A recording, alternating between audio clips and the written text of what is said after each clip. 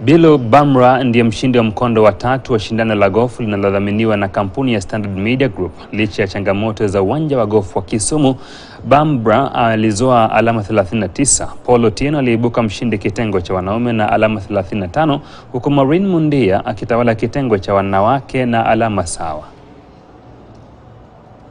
As we come to join you in playing golf as a sponsor, why can't we do something more long lasting? And that's why you hear that it's on the green course for a green course.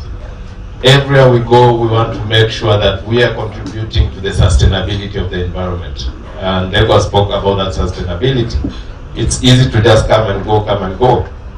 And that's why every golf club we go to, we have to plant some symbolic trees. That's on the first part. It's no longer just about golf and our partners, golf and our customers.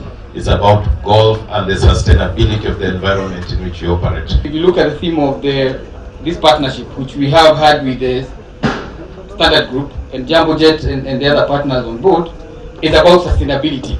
And as Business Style is a business, we do believe in sustainable business practices. Mchezaji Kipkirui Langat ametawazwa kuwa mshindi wa mkondo wa 9 wa gofu ya Safaricom iliyoandaliwa ugani Kericho. Langat